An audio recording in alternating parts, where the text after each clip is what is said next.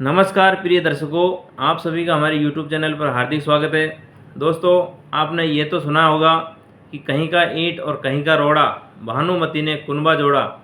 प्रिय दर्शकों, आप जानते हैं कि भानुमति कौन थी और यह कहावत सबसे पहले किसने और कहां से प्रारंभ की थी। दर्शकों, इस वीडियो में आप जानेंगे कि कौन थी भानुमति और ये कहावत कैसे शुरू हुई। दोस्तों, जो भी मित्रगण मेरे चैनल से नए जुड़े हो, चैनल को सब्सक्राइब कर ले।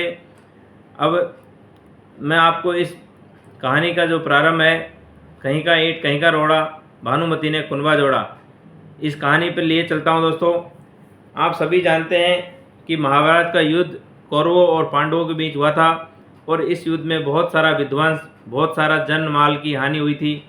अब दोस्तों, कहानी शुरू करता हूँ।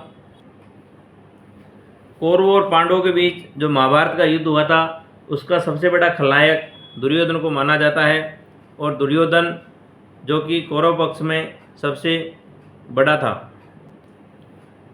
प्रिय दर्शकों, 5 पांडवों के बारे में सभी जानते हैं, द्रौपदी के बारे में सभी जानते हैं, दुर्योधन के बारे में तथा 100 भाइयों के बारे में सभी जानते हैं।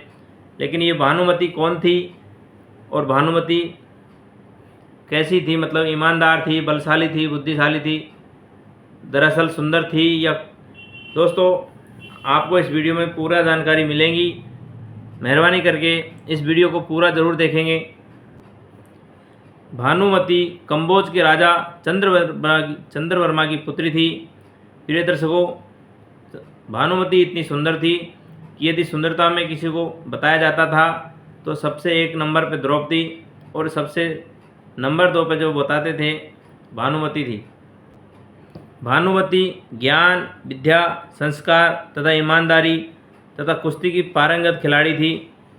प्रिय दर्शकों, जब भानुमति की शादी का समय आया तो भानुमति के पिता चंद्रवर्मा ने बड़े बड़े महारथी, बड़े बड़े क्षत्रियों को स्वयंवर में बुलाया।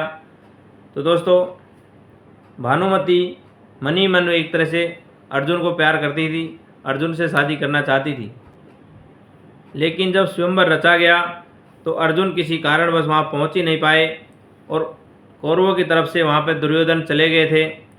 अब दोस्तों, भानुमति हाथ में माला लिए जा रही है और सभी देवताओं को, सभी राजाओं को एक एक करके नकारती जा रही है। जब यह दुर्योधन के सामने पहुँची तो दुर्योधन ने जैसे ही भानुमति को देखा, ये इसके ऊपर मोहित हो गए और ये इसको ज़बरदस्ती शादी करने की सोच रहे थे।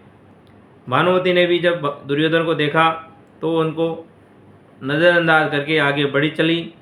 लेकिन दोस्तों, दुर्योधन ने ज़बरदस्ती उनके हाथ से माला इनके गले में डलवा ली।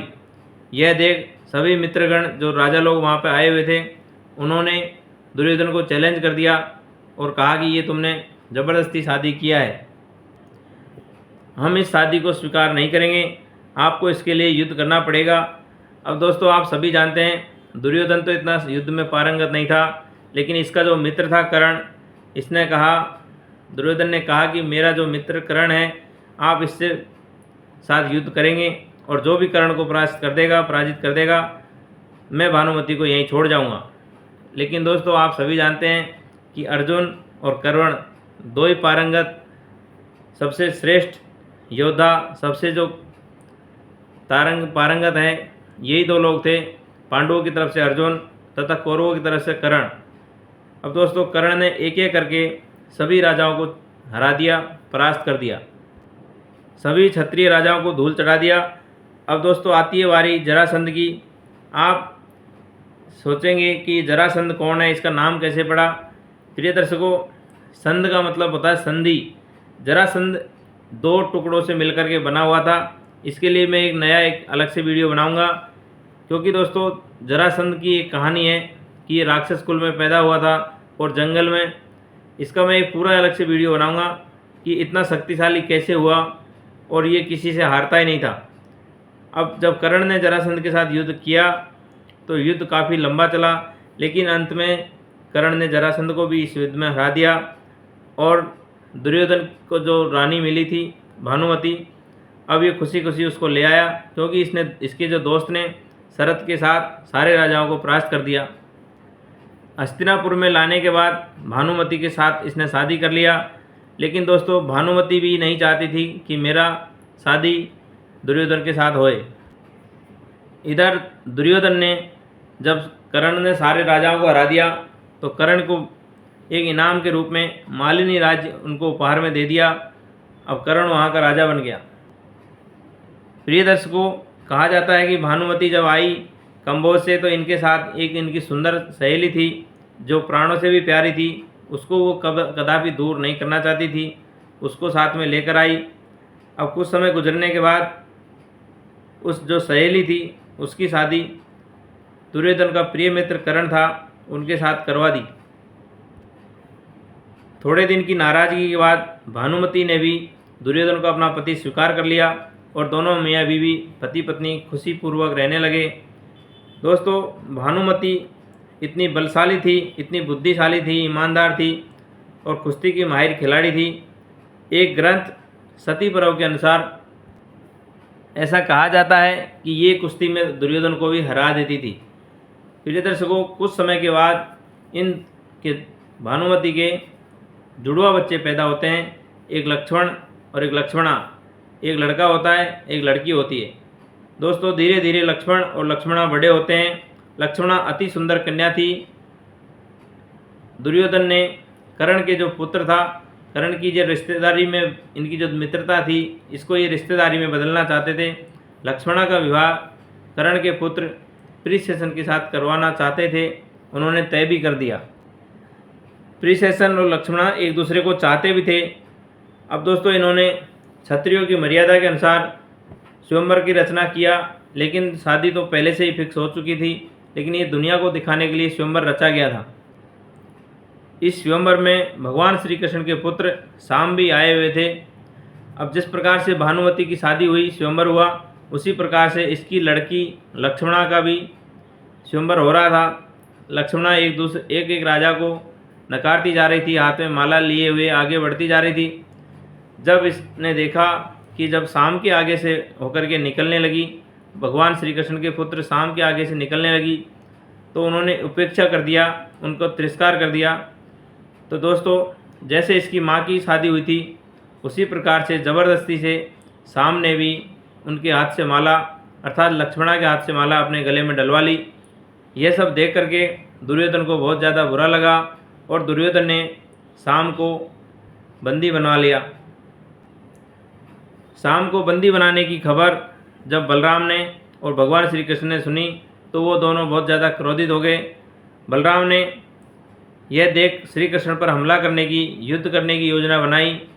अब बलराम ने जब उनके पास आकर हमला करने की योजना बनाई तो दुर्योधन की जो पत्नी है भानुमति, जो कि कृष्ण भक्त थी, और उन्होंने एक समाधान का रास्ता निकाला।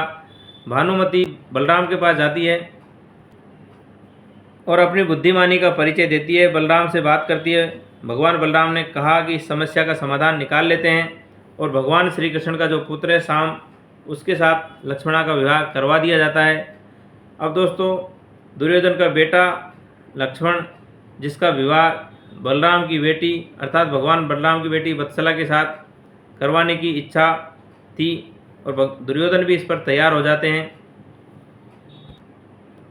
लेकिन दोस्तों वत्सला के साथ अभिमन्यु शादी करना चाहते थे। अभिमन्यु ने वत्सला को पाने के लिए घटोत्कच की सहायता मांगी। अब आप सभी जानते हैं कि घटोत्कच ने दुल्हन का रूप धारण किया।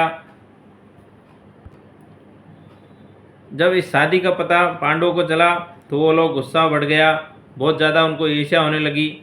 अब दोस्तों इस युद्ध में अभिमन्यु ने लक्ष्मण को पराजित कर दिया, लक्ष्मण को मार दिया।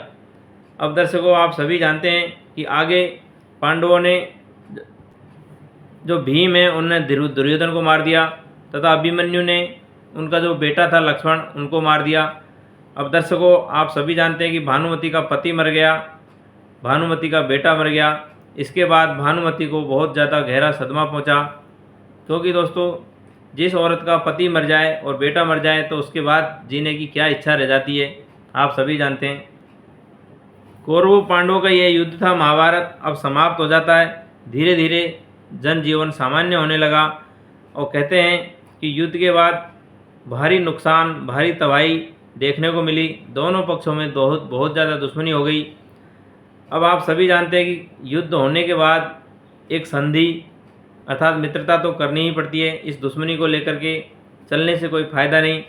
दोनों पक्षों में कहते हैं कि यदि रिश्तेदारी हो जाए, विवाह हो जाए, तो ये युद्ध खत्म हो जाएगा और वापस से इनकी मित्रता बढ़ जाएगी, दुश्मनी खत्म हो जाएगी। अब प्रिय दर्शकों, मैंने वीडियो के शुरू में बताया कि भानुमति मन ही मन अर्जुन को चाहती थी।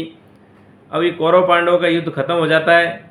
इसके बाद आपने देखा कि भानुमति का पुत्र भी खत्म हो गया, भानुमति का पति भी खत्म हो गया दुर्योधन।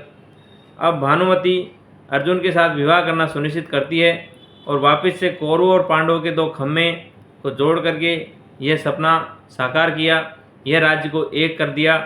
तभी से दोस्तों ये कहावत चली है कि कहीं का ईंट और कहीं का रोड़ा, भानुमति ने कुनबा जोड़ा। दोस्तों, इस वीडियो में अगर कोई त्रुटि रह गई हो तो मेरे को माफ़ करना। मैंने आपको बताया कि भानुमति कौन थी, किस प्रकार से इन लोगों का वंश आगे बढ़ा, किस प्रकार से युद्ध हुआ, किस प्रकार से जनहानि हुई और अंत में भानुमति ने अर्जुन के साथ शादी करके इस युद्ध को हमेशा हमेशा के लिए ख़त्म कर दिया, इस दुश्मनी को हमेशा हमेशा के लिए ख़त्म कर दिया। तो सभी को दोस्तों राधे राधे, जय श्री कृष्णा। कहानी अच्छी लगी हो तो अपने मित्रों के साथ शेयर करें, वीडियो में कमेंट करके जय श्री कृष्णा लिखें। सभी को हरिओम।